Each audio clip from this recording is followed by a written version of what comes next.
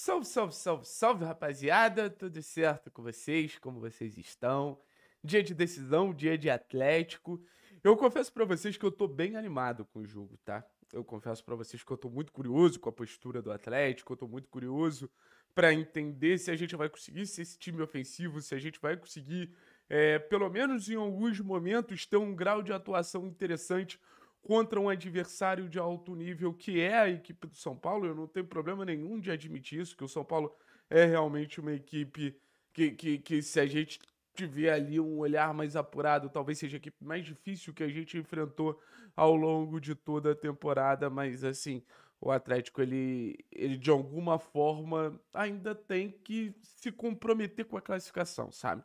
Não é entrar nesse jogo como um franco atirador e entender que tanto faz, portanto fez a classificação, não. A classificação ela pode ser muito importante para o Atlético. A classificação, acho que ela tem vários fatores ali para a gente ter um olhar que comprova que essa classificação, ela, dentro do contexto Atlético, ela pode realmente mudar a temporada. E é isso que eu quero conversar com vocês. Porque, para mim, tá muito claro que o Atlético é o maior inimigo do Atlético dentro da segunda divisão. O Atlético ele poderia ter uma campanha comparável a Goiás, Coritiba e o Novo Horizontino se fosse mentalmente mais estável. O ambiente do clube, tudo o que aconteceu com o clube desde a temporada passada, a relação diretoria-clube, ela faz com que o ambiente do Atlético seja muito pesado e desculpa. Tudo que a gente vê dentro de campo é um reflexo do que acontece fora de campo. Então, para mim, o jogo contra o São Paulo, ele tem um peso muito grande esportivamente, no sentido de olhar para tudo que o Atlético entrega, olhar para tudo que o Atlético ele vem fazendo e pode ser um momento de validação do trabalho do Odair, mas para mim o mais importante é o Atlético sair desse confronto contra o São Paulo mentalmente mais estável, mentalmente acreditando mais no trabalho que é desenvolvido, mentalmente acreditando mais que esse time ele pode ter um desempenho muito melhor do que vem tendo e resultados ainda melhores do que vem tendo. O momento mais animador, o momento que mais me trouxe esperança na temporada foi ver o Atlético botando a bola no chão contra o São Paulo, trocando passes, de um lado ao outro, botando o São Paulo numa condição de correr atrás do Atlético e mais do que isso, fazer com que esse momento se transformasse em gol. Então, é o famoso recado, né, do si se puede.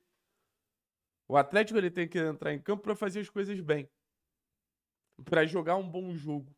Jogando um bom jogo, as coisas elas podem acontecer contra e a favor.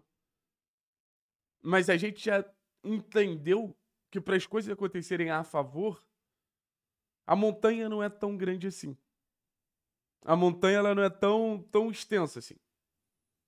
E o Atlético tem um time para botar a bola no chão e para encarar o São Paulo. Falando numa provável escalação ainda, falar em Benavides, Esquivel, o Riquelme, o próprio Léo, que tem uma boa construção. Aí você vê Dudu, aí você vê Zapelli, Cauã, Mendonça, Viveiros. O Atlético tem conteúdo, o Atlético tem jogadores para ir para a Arena da Baixada não somente fazer um jogo covarde, ir para a Arena da Baixada não fazer um jogo só de espera.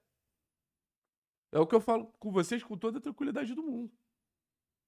O Atlético ele tá atrás do resultado já, o Atlético tem que tomar iniciativa. O Atlético tem que ir para cima. E aí é encontrar as soluções a partir de um jogo corajoso e a partir de um jogo minimamente ofensivo para que a gente possa fazer com que o São Paulo se sinta incomodado. Incomodando o São Paulo, a gente pode chegar no gol deles. E como a gente pode incomodar o São Paulo? Eu acho que o São Paulo ele deu um recado muito claro pra gente no primeiro jogo, que a gente conseguiu ser mais perigoso jogando por dentro. Apesar do gol ter saído numa construção de fora para dentro, os momentos que eu mais gostei do Atlético construindo foi quando a gente teve o meio campo ali com Riquelme, Patrick, João. João não, Riquelme, Patrick, Dudu e Zapelli. Acho que a gente conseguiu ter superioridade numérica por dentro. São Paulo tem 3 jogadores, o Luciano não é um cara que volta tanto.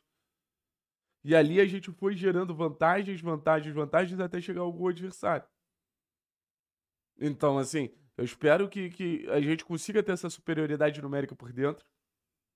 Eu vou repetir mais uma vez, eu tenho muita expectativa no que pode vir a ser,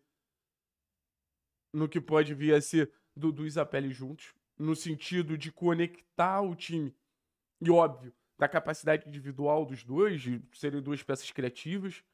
Se a gente for olhar o elenco do São Paulo não tem dois meio-campistas dessa característica. E assim, com todo respeito ao elenco do São Paulo, acho que também não tem dois meio-campistas desse nível. Então, assim, é apostar nesse talento, é apostar nessa capacidade de associação, é apostar nessa capacidade de conexão.